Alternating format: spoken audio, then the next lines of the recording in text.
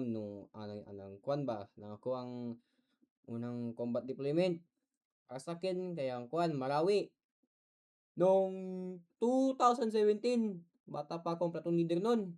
Kaya siyempre, kumpleto training namin. Kaya ilang beses kami nag-practice ng urban operations, room clearing, kasibak, akala mo handa ka na. Pero kapag kuwan, sa totoong combat na, doon mo talaga malalaman na iba pala talaga. Kaya pagdating namin sa area, unang mapapansin mo, tahimik. Hindi yung normal na tahimik. Yung tahimik na alam mong may magmamasid sa'yo ba? Sa mga tao ka bumulong, "Sir, parang may mga mata sa bawat bintana." Sabi ko lang, "Huwag kang tumingin kung saan-saan. Kaya ang kwan ba, bantayan mo lang ang sektor mo." Kaya habang nag-a-advance kami, bawat bintana, bawat bubong, bawat eskinita, tinitigan mo. Ba Mabagal ang galaw, walang nagmamadali. Tapos dumating nga, tak, tak, tak, tak, tak. Biglang nagsiliparan ng mga kwan, bala. Rinig ko sa radyo, "Contact front, contact front." May sabi ko sa likod, "Cover, cover." Di mo naisipan kung mantakot ka ba o kwan. Kaya automatic na lahat ba? Sigaw ko agad, "Smoke, kaliwa.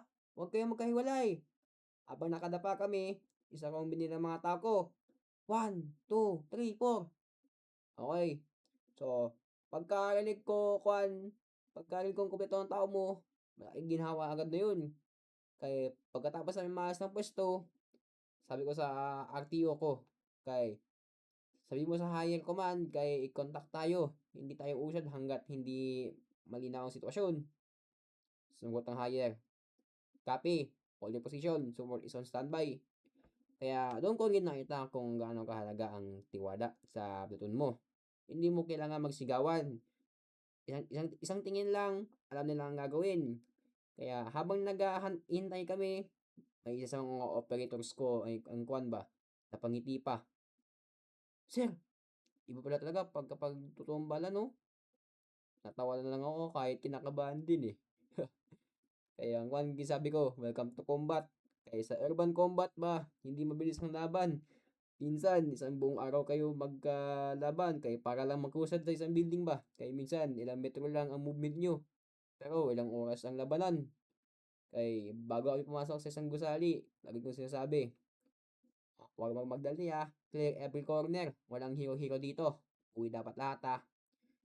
Ang pinakamahirap, hindi lang ang kwan, kalaban ang nasa isip nimo. Kay may mga civilian pagod.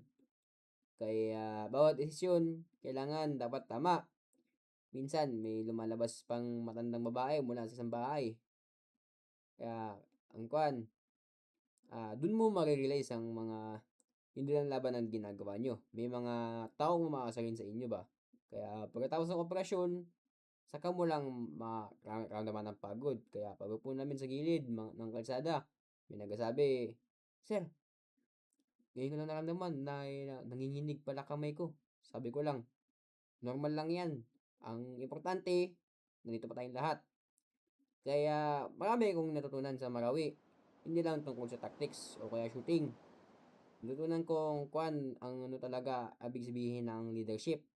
Kaya bilang platoon leader, hindi pwede ikaw ang unang matakot kasi kapag nakita ng tao mo na kalmado ka, kalmado rin sila. Kaya hanggang ngayon, dala ko pa rin ang mga aral na yun at yun din ang lagi kong itinuturo sa mga mas batang operators ko. Kaya hindi sapat ang magaling bumaril, kailangan talaga na marunong ka sa kwan, mag-isip sa ilalim ng pressure, at higit sa lahat, alagaan mo mga tao mo. Kaya Marawi change to pass. At para sa akin, doon nagsimula ang tunay kong pagiging sundalo ba. Thank you mga buddy sa pag-listen sa aking war story. Kaya like and subscribe. Thank you.